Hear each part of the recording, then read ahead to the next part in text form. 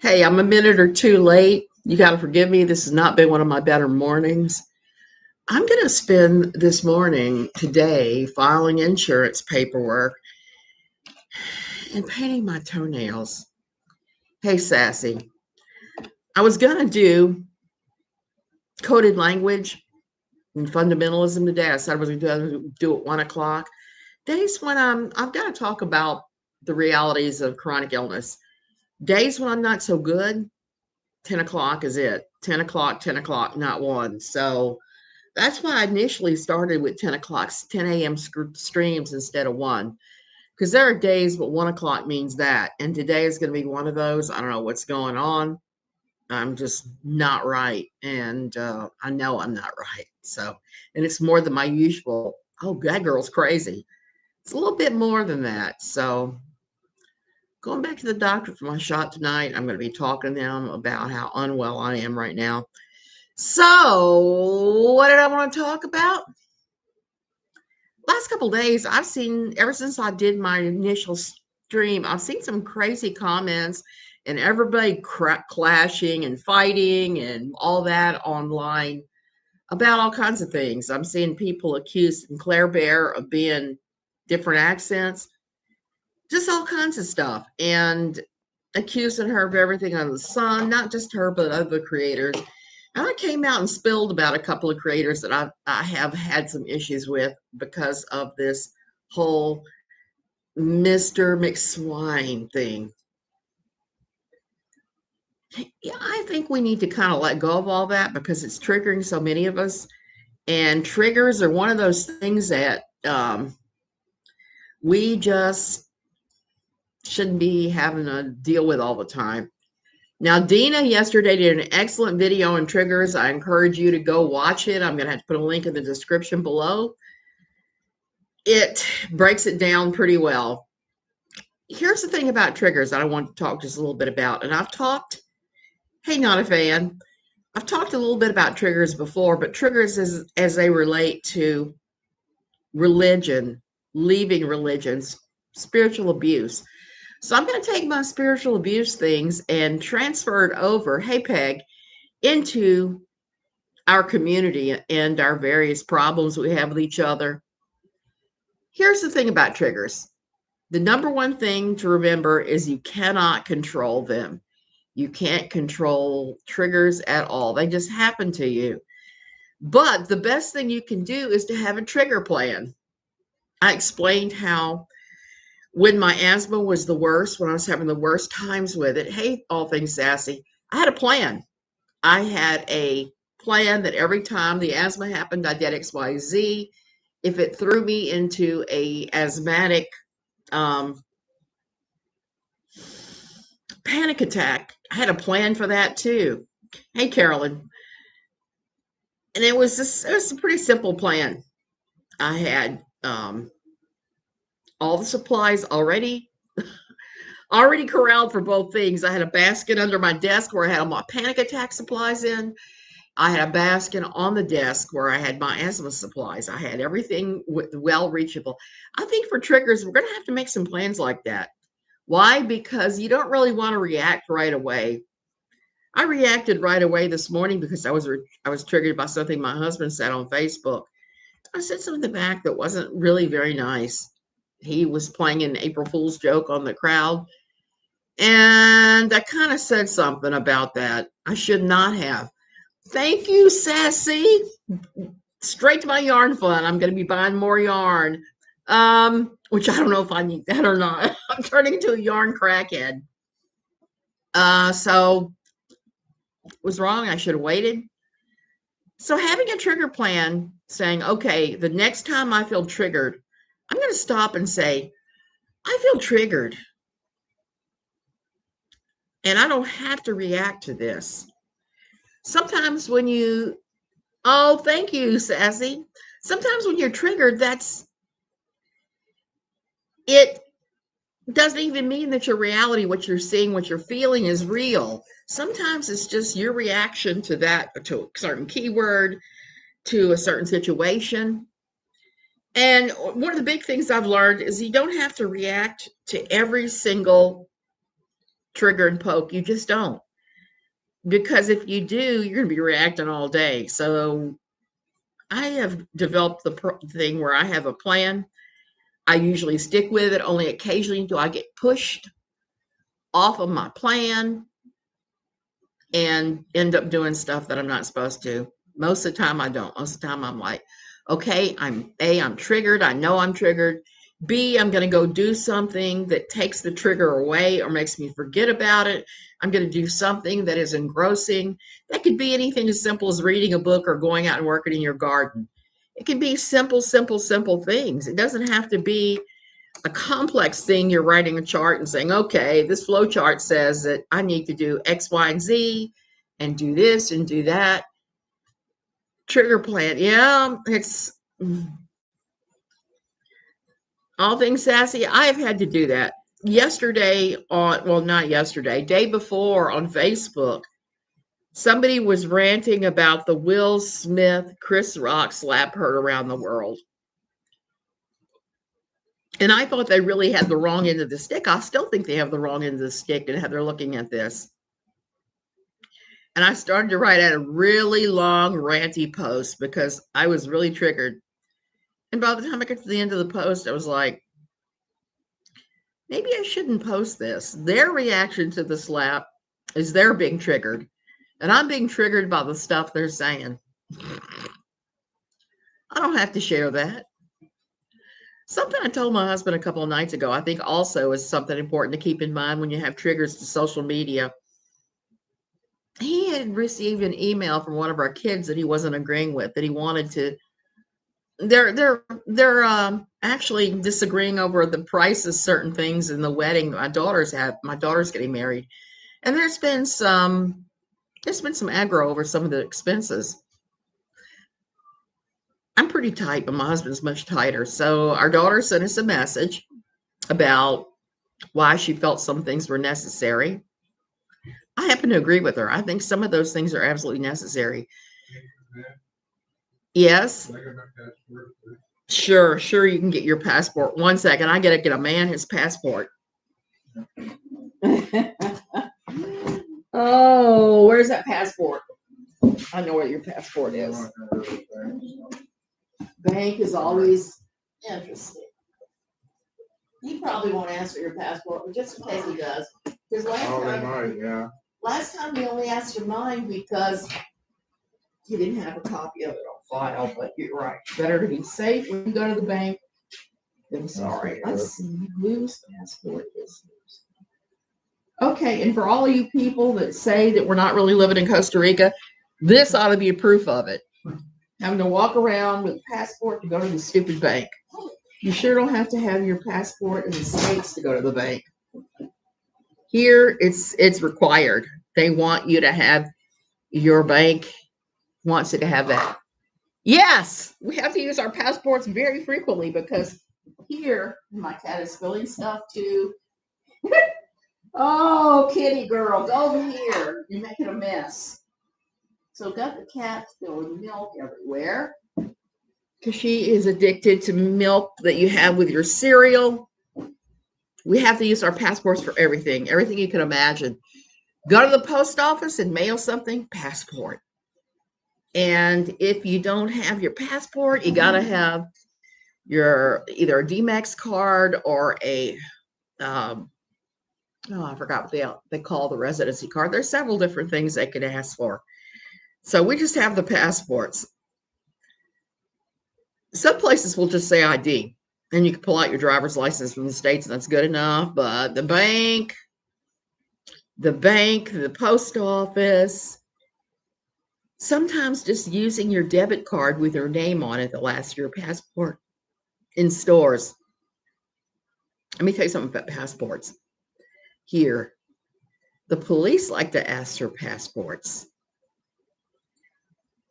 But the police here, some of them are quite corrupt. So what happens is those of us who've been here a while, we learn we take our passports. I got my copy machine right here, my copy scan faxer. You run a color copy of the front page of your passport where it shows your name and everything. And then you do a copy of Oh yeah. Sometimes you have to do that too. I've done that too when they've said, "Hey, we got a special going on X, Y, and Z on this drug you take." You make a copy of the front page. You make a copy of the most current stamp in the passport that shows how many days you're authorized to stay here for, and you show that to the police when they ask, "Why wouldn't you give them your regular passport?" Well, most of them are perfectly fine. And Jim and I, we're old gringos here. We're old, fat gringos. And they're not going to ask, they're not going to try to shake us down too often. But younger people, I've seen them shake people down to the tune of like $1,600. Say, "Let me see your passport, gringo." And they'll look at it and then say, "Where are you going? On your way to the airport to leave Costa Rica?" "Well, you violated X, Y, and Z. We're going to require $1,600. We'll give you your passport back." I've seen it for as little as 20 of them doing that, as much as 1,600. It just depends on how much. If you get a corrupt cop and they think they can shake you down. We got shook down one time for $100, and that was the first, last, and the only time. There's other times that they've asked me to see my passport, and I've showed them the copies. Said,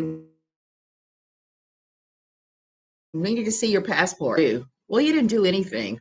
Uh, that we can find right now. We don't really know what you did. Now, they'll tell you did some BS, and it's like, BS. I did not do that. I am not showing you my passport. If you're not writing me a ticket, goodbye. I've done that a couple of times. They won't come after you. It's just an attempt to shake you down. I'm mostly immune to that because I'm old, but every now and then I'll get somebody, particularly on the road from Villarreal to Santa Cruz. Villarreal is the place you got to turn to go into Tamarindo. It's a long stretch of highway, like almost an hour to get there. And they tend to set up traps to catch gringos along there. I've only once dealt with them at that place, and that was enough. It is insane. You just have to be aware here that everything is corrupt, and you mostly are going to be okay as a decent a gringo, but every now and then they may try to shake you down for something. And my husband will tell you, "I will fight with him and I won't pay. I'll drive off." What are they going to do? Shoot my tires off? Most of them don't even have guns. Anyway, back to the subject. So you have to have your trigger plans. All things sassy. Being a wealthy gringo here makes all the difference in the world. You almost never get pulled over or any of that. And Jim's going to the bank now. He needs to pay a bill. There are huge lines at the bank. Guess what? He's not waiting in line. We have a personal banker here. We have our own Mr. Drysdale. We don't wait. We don't go in the lines. We just go in there for an appointment with him, and everything is done for us. I like that. So there's some other advantages, but you just have to use regular common sense, just like you wouldn't go through bad parts of town in the US with expensive jewelry. You just have to behave yourself here too. You don't act like an asshole, because if you will, it'll turn and bite you on the ass. Particularly if you act like you're entitled and you're wearing lots of expensive designer clothing and stuff and a brand spanking new car. They'll figure it out. So we live this pretty protected life. I've got to say that, and I'm happy about that, being so sick. So with the triggers, and we could all be triggered. Like I said last night, my husband was triggered because he'd gotten this email from our daughter saying, "Hey, I don't agree with you," because they're fighting over expenses because we're in crunch time. The wedding is the 10th of June. So they're fighting. And I'm actually lining up with the daughter. Oh, Tracy, we have a guest house that everybody stays in, at least when the air conditioner is working, which right now I'm waiting for a replacement. Um, so they're fighting about this. It's not a very friendly conversation. He got an email from her saying, "No, I don't agree with you at all. This is why I need this, this, and this." And he and I have been talking about that. And I've told him I line up with her. Why? Because at our wedding, I did as much of it as I could and farmed out as much of it to everybody I knew that could help. And it was just a disaster in some ways.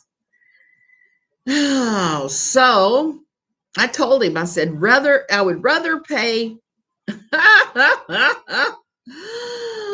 wedding expenses. Yes, all things sassy, they're quite expensive.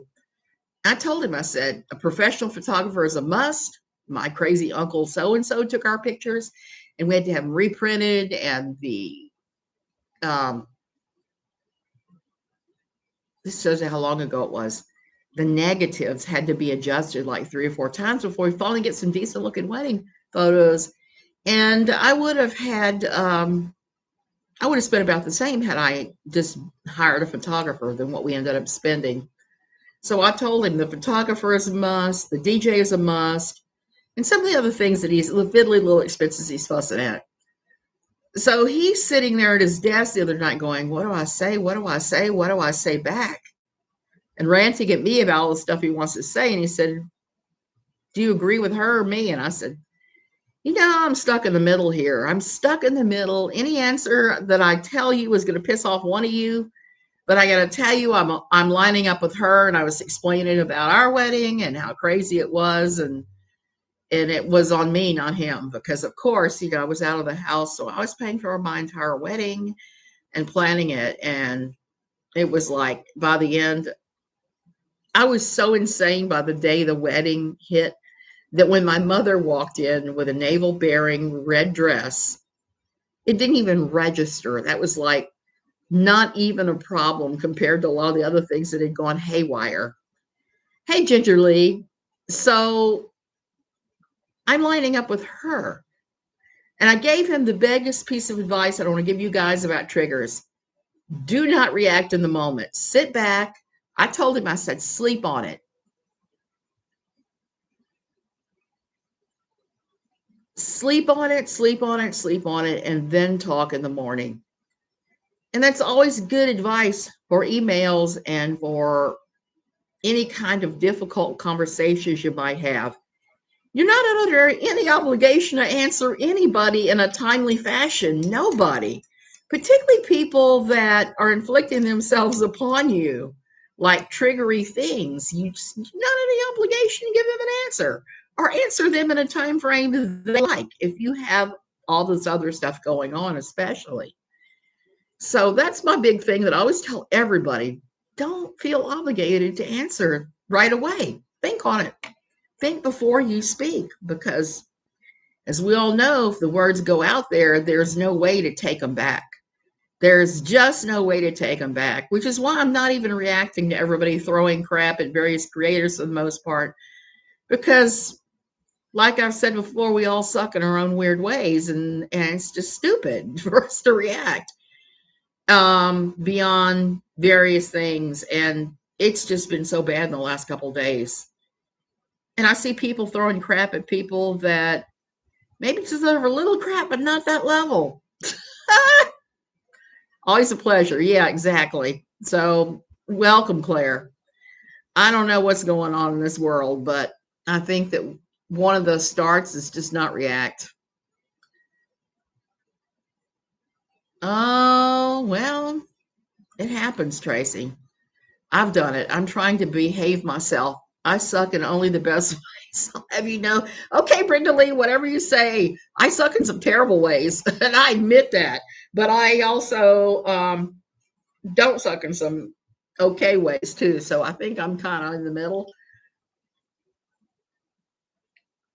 It is going to be fine, Claire. And that's what I'm trying to tell everybody. Even if we're all reacting all over the place to all each other and to everything, like I said the other day, we just need to cut each other some slack and go after the common enemy, because the common enemy is a pretty repulsive one who is pretty much just completely shat upon polite behavior. And not that I'm a big fan of polite behavior all of the time, but we don't need to be fighting each other. I mean, and the whole thing with, I hate to even say her name, without a box of Kleenex, I'm getting the sense that we don't have to do anything with her, because she is right now entangled in fighting with not just 7M, but their church. Their church is linked to some very powerful cult churches, CULT churches. it's going to take her down. And nobody here has to lift a finger about it. No siree. I hate seeing all the infighting. That's why I try not to involve myself anyway. All things sassy, exactly. I try not to. I will sometimes comment on stuff. But for the most part, I try not to. And if I react to somebody, I go off and do some stuff to make myself feel better about it and to just distract myself so that I can think rationally about it later. Like telling my husband, it's like, please sleep on this. Do not tell our daughter that she cannot hire a photographer and a DJ because you personally don't approve. You have to think on this and you have to find a compromise. And I actually was able to suggest a couple of compromises. I haven't read his email, so I don't even know which ones he took at this point. But there are always compromises. And just because you think somebody sucks in something they did, you can just say, bless your heart, and just move on past it. I hate it too. So many of my favorite creators, I feel like a little kid caught in the family divorce. Gingerly, that's kind of what it feels like. You know, my parents divorced when I was 12, and it was pretty traumatic. So I can relate to that. I can relate to it. It does feel like that, particularly when you make discoveries about people you had idolized, and then you discover, oh, they're human. They're human. They have feet of clay like you and I. It can be so disconcerting. It can really throw you off. And I have certainly had my share of disappointments with idolizing people who proved to me later that my idolization was very misplaced. That's why, you know, my husband, like I said, he has chased poor old Jonathan Banks around our community and go, I loved Mike on Breaking Bad a couple times. And Mr. Banks is always like, everybody tells me I look like Mike. I'm not Mike. Well, dude, we all know it's you. We all know in our community that you live here. So I've told my husband, it's like, just leave him alone. He just wants to be left alone. He wants his privacy.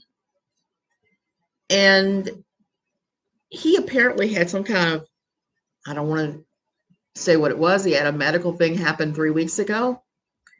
He is looking very frail. I keep telling my husband, it's like, your idol has feet of clay. They admitted to me the videos that troll her, and she takes them serious. The entire crew is specifically trolling her with their videos. Sassy, that is pretty amazing. I have no problem with 7M or the dancers. I do have a problem with Robert Shin and the church because of who they're aligned with. When I hear you are aligned with Bethel Redding, for me, the game is over because that is the CULT church that my church was aligned with that damn near killed us all in our family. Well, I can't say damn near killed us all, just about killed my husband and myself. Number one, in pressuring me not to have a I almost said abortion. I never had that. Not to have a hysterectomy after scads of C and Ds for various conniption fits on my body. Ginger, I believe so. I believe they're about to. That's why I said, ooh, I'm not in favor of these people. And I backed off in a hurry because I think they're probably going to go after her legally. I really believe it just based upon some conversations I've had with some people in, yeah, I think they are too. I think they're taking legal action and they should. They actually should because the things she's saying and doing are problematic in the extreme and probably illegal. You know, it's one thing for me to say, ooh, I don't like this church because they're connected with the CULT church. It's a whole different ball game when somebody starts inventing tales every day or maybe believing survivors 100%. They really should. I can't go into KJ's lives anymore. However, I do listen to a few creators, and you're one of them, who talk about her. For some reason, that doesn't put my blood pressure in the stratosphere. Sassy, if they are involved with Bethel, then yes, I think they're probably circling. They're probably at least have some beliefs that are CULT-ish.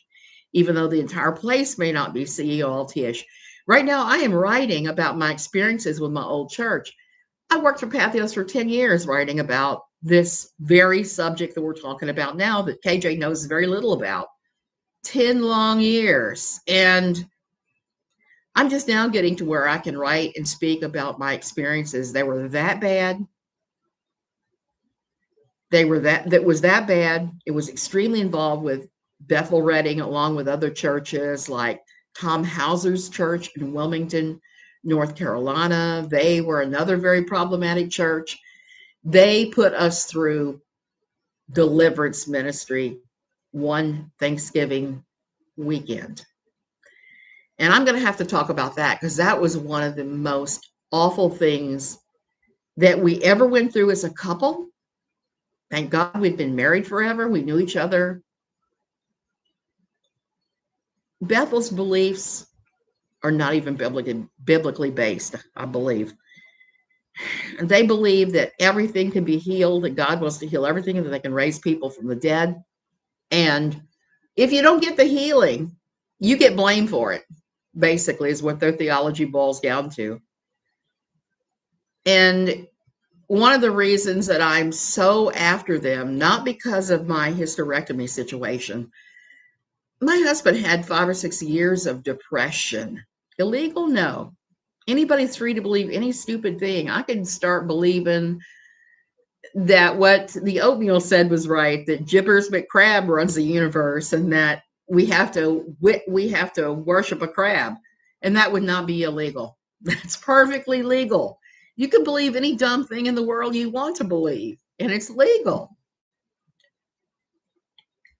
It becomes illegal if you take certain actions and you move them certain thoughts and move them into actions, certain theologies. Example, NAMBLA, North American Man-Boy Love Association, I think it was.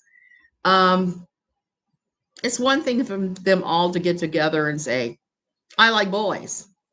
It's a whole different ball game when they start writing porn, producing pictures, talking about things that have really happened that they've done. That's where it crosses the line.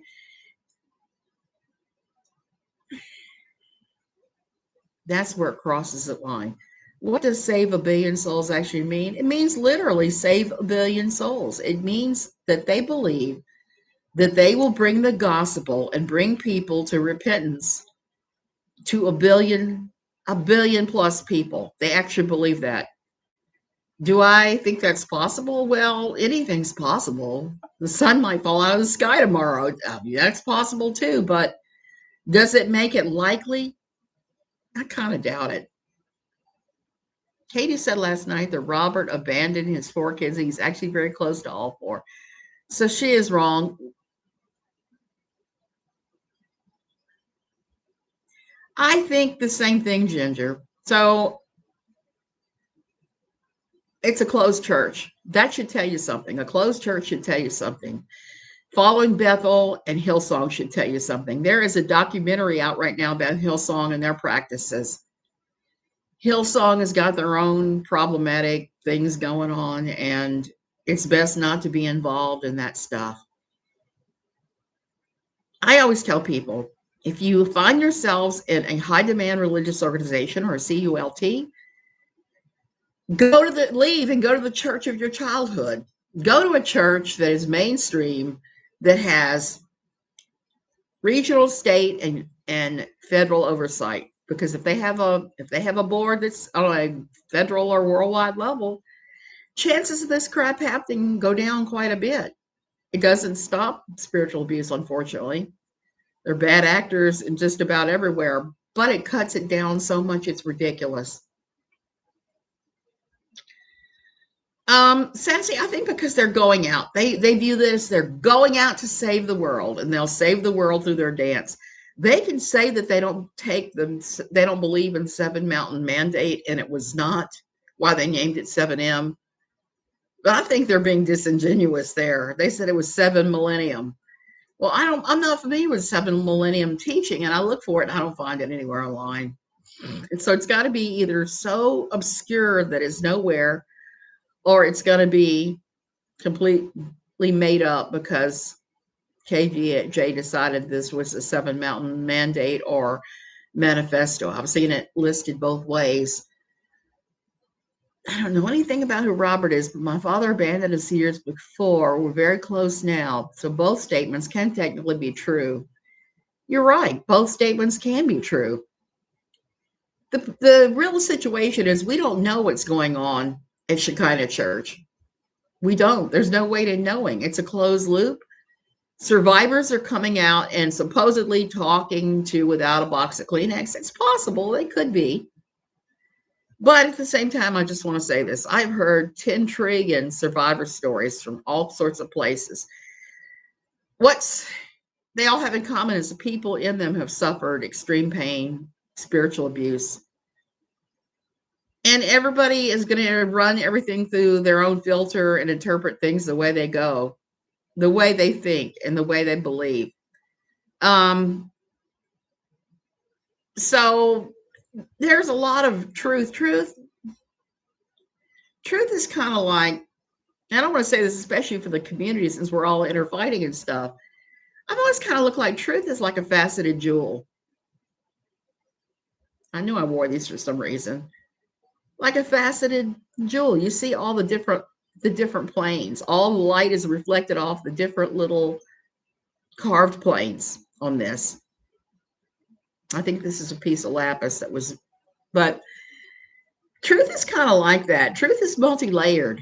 I mean, two things can be true at the same time, even if they're opposing things. The same thing with, you're right, social media is the same things. Thank you, Sassy. I twisted someone's arm into buying them for me recently because I was just mad at him. We get along really well, but I have to admit, I have a temper, and sometimes I will lose it over stupid stuff, and I'm the first one to admit it. And usually after I've calmed down after a day or so, I'm like, hey, yeah, that was stupid. I was dumb. Hey, Nancy. So truth is like that. That's another reason why I'm reluctant to say all churches are 100% bad. That's why there are very few churches I really go after. I'm trying to write this book now. I've tried 7 or 8 times before. This attempt is going better because I'm able to inject some humor and levity, and it's been 16 years since I left.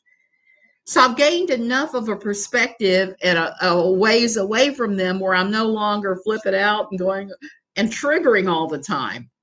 And that's the other thing about triggers. If you start having triggers, I suggest you keep a journal and journal them, because what'll happen is after a while you'll look back and you will either see you have a different perspective or something else. You know, you'll think, oh man, I really sucked there. I missed the mark totally. Or yeah, I was right. I was seeing something there that later came to fruition. You really, I don't know about anybody else, but for me, I try to be at least introspective enough to learn from things that I've done wrong or that I've experienced. And things like these communities, people need to ignore. Yes, yes, yes, they do. Most of his supporters have bailed and he's still getting, yeah, he's getting hate views, which isn't right. I don't hate view anybody, not even him, not even him, because I don't want to feed the hog. Even though I know hogs are usually slaughtered for bacon and ham and various things, and if you feed them and you fatten them up, they explode sooner. So I try not to ever mention him. It pay the same whether you're getting hate views or love views. It does not matter. The game for him is eyeballs on the page. Like I've said before, eyeballs on the page. And if he can get eyeballs, views on his video, whether he's ranting or not, is good. And it's kind of funny because I went back and looked at his old things, and he seems very different. But then again, so does KJ. I probably do too, and others. You'll live and you'll learn. There's a certain amount of satisfaction in being not just a troll, but kind of a contrarian. And I know about that because I like to be contrary sometimes too, particularly if I get up on the wrong side of the bed. I'm I don't know, Brenda Lee. That's a good question. I don't know if he tried the calm rational approach and it didn't work. So ranting and screeching seems to be the thing that brings him the views. Now, whether he has ads playing, that is a who knows. Yes, and he played the community like a fiddle, Sassy, to get us to watch. And that may be also what 7M is doing right now to our friend. They may be playing her like a fiddle with a lot of the things they're saying and doing, and that some of the videos they're making. Oh, Sassy. See, yeah, I don't keep up with that. I don't have time to look up Social Blade and all that crap. I let everybody else do that. I mean, everybody has different interests. I kind of look at it this way. Karma happens. If you're a bad actor or you're acting from an inauthentic place, eventually somebody is going to find out and they're going to slap you on the wrist or spank you on the rear end. I mean, there's no way around that I know of.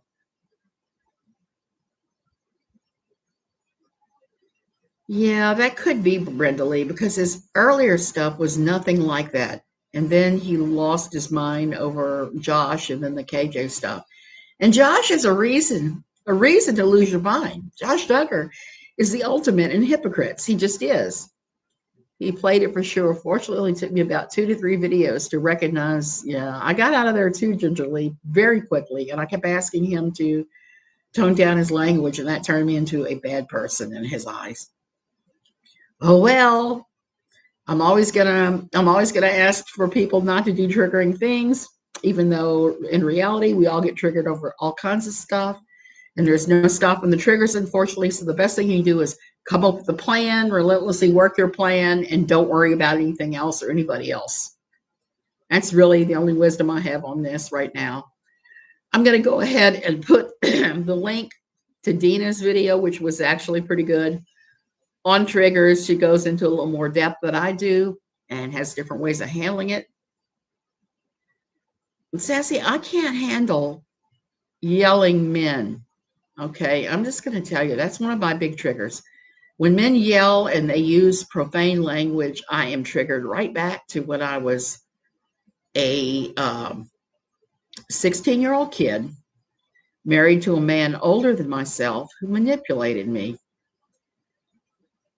So the minute that happens, I turn back into that kid, and it's not good.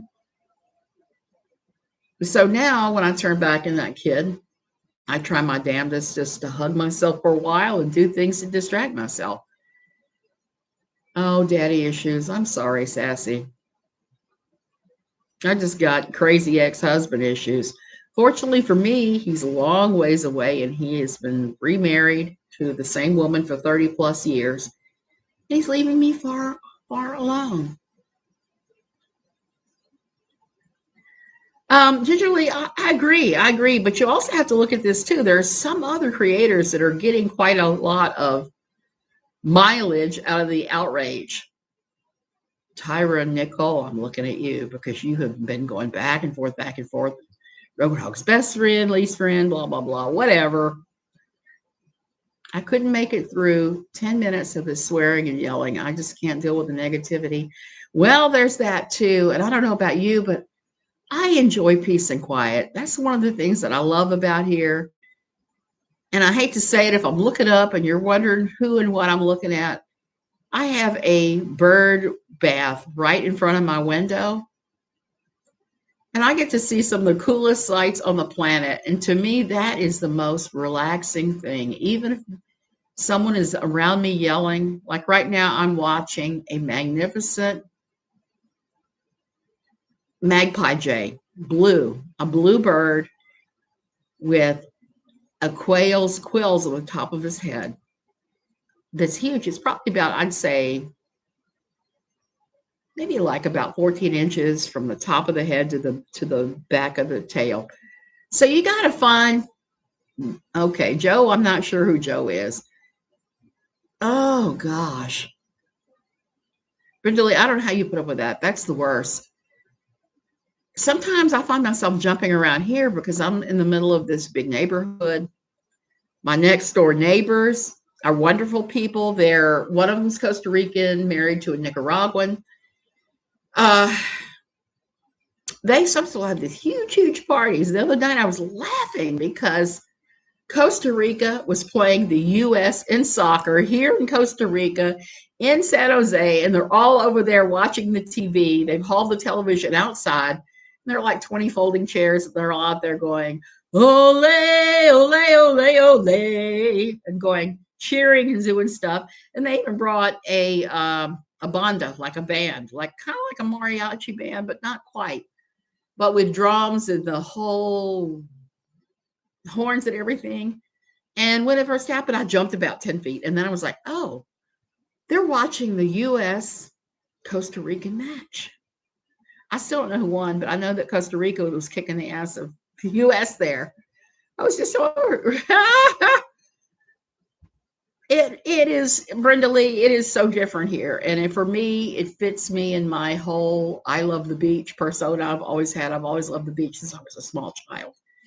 So this is the place for me. And I'm crazy about animals, feeding all the feral cats in the neighborhood. This morning we were laughing because we went out and the cat from across the street was laying on the bed in one of the guest rooms. A cat that we know is somebody's pet, but comes and visits now, but was dreadfully afraid of us until the other day. He's decided that we're okay. She was laying around the patio and we came out and petted her, and then this one and that one. It was just like, okay, the cats are taking over. So I'm one of those crazy little old cat ladies. I've turned into one. My husband is too. He's a crazy little old cat man. So back to him and her, you just have to find at what point you can put on your blinders and just ignore that behavior and ignore everybody fighting in the community. Everybody's going to be triggered and fight over the things that they're triggered over, and you can't really stop somebody. You can talk to people about it. I tend to wait. If I'm going to talk to somebody about something that is difficult, I tend to wait and give it thought because I don't really want to hurt anybody, even while I may be expressing how hurt I am about something. The last thing I want to do is harm somebody. And I gotta say, I think about it without a crystal ball. I think about putting a piece of tape over that mouth every now and then, because she talks about stuff she has no idea about. Right now, she's using language, certain things that the 7M and Shin have said, and she doesn't understand that language in evangelicalism, certain words mean something she has no idea about. I was going to do a video about that today, but my brain is stuck on stupid. Wasn't going to happen. Yes, gingerly, and don't do it when you're mad. Wait till you're not mad anymore, and you can actually sit down and list what your thoughts are on something besides going off the deep end. Yesterday I was talking about the whole modesty thing. I was talking about Joshua Harris and Justin Lookadoo. I skipped one thing about it. Lookadoo sells insurance now and looks completely conventional. So these things happen with these groups. And places like Shekinah, they rise, they fall. My old church has risen and fallen. And good morning from Costa Rica. So these places, they rise, they fall. I mean, I saw this with my own church, my old church. It split a bunch of times and then it fell apart. And then Al Mohler bought it. Or should I say an Al Mohler plant? That's something you have to be really careful with. I'm just going to throw this out there. I was talking about Al Mohler a little bit yesterday. Al Mohler runs a section of the Baptist church that he's planting churches. He's in the church planting business, and he likes to plant these churches that have names and masquerade as though they're churches for people who've never come to Christ before.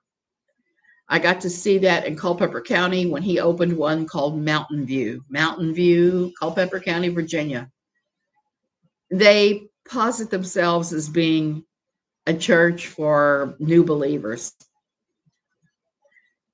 New believers being absorbed by an old church, just masquerading under a different name and a different kind of everything. So you have to be really careful about that. Look-a-do. Yeah, that guy is an idiot. I'm just going to say look-a-do. My daughter loved him, and I just kept looking at him going, what are you seeing here? All I'm seeing is a 30-something dressed up like he's trying to pretend he's 14 or 15 years old and doing all this crap. And so I wasn't much fooled by him, but he got my daughter. He fooled her. And then the next thing we know, she's off in the whole modest is hottest thing where she's like, no. And she used to get on to me all the time, like my blouse I have on now, she would have gotten on to me and say collarbones or above. I have never been a collarbones and above girl, and it's hot here especially, but it was hot in the summer in Virginia too, and I was never going to be not going sleeveless. Look-a-do, look-a-do. His name was Justin Look-a-do. He wrote a book called Are You Datable? The book was all about how girls have to be sweet, they have to be quiet, they have to be kind, they have to be sensitive, they have to be feminine, they have to dress like a lady. If you have a good example would look-a-do. If you're a girl and you have a jar with a hard lid, rather than grabbing the little thing, I forgot what we even call it, the jar lid, and put it on and take it off yourself, he would require you to do stuff like go to the nearest male and say, can you please take this lid off for me? I'm just a poor little female. He promotes that kind of biblical gender roles. That was his big thing, his big shtick. And saying that girls that weren't all these things weren't going to get dates. Now, my daughter went off the deep end and followed our church straight through the whole Joshua Harris I Kissed Dating Goodbye, where they all believed in the courtship model. And like I said yesterday, I was just really, really grieved by the fact that she was doing this. I kept telling her, I said, you're missing out on so much. You're missing out on going to the homecoming dance. You're missing out on this. You're missing out on that. And she was just like, nope, not hearing it. It took until she was about 18 before she actually overcame that. We left our old church when she was 15. And it took 3 years for this stuff to leave her system enough for her to be able to date. She did go to senior prom, so she had that experience, but she had to pick up everything in college that many of us start learning in middle school through high school, how to handle ourselves with the opposite sex. And I'm not saying there aren't disasters there too, because there are things that can happen, but the best thing you can do is to have an open line of communication with your kids and deal with these things as they come up. I'm a big believer in that too. Just like I'm a believer in responsible sex education at the appropriate time. We're no good unless we understand how our bodies work, and the reality of everything and what to look out for. So I'm going to go ahead and go lay down. This is good. We need to have more conversations about triggers and how to get around them and how to avoid this kind of crap. Like I said, just glide by and say, oh dear, and then don't deal with it until you're not hurt any longer. I was in a Baptist church some years ago, and they taught purity, but not an extreme as you would. Yeah.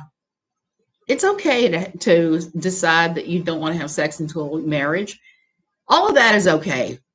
Where it becomes unokay is when they start wrapping it in Bible and start saying everybody else that's not doing this is going to hell.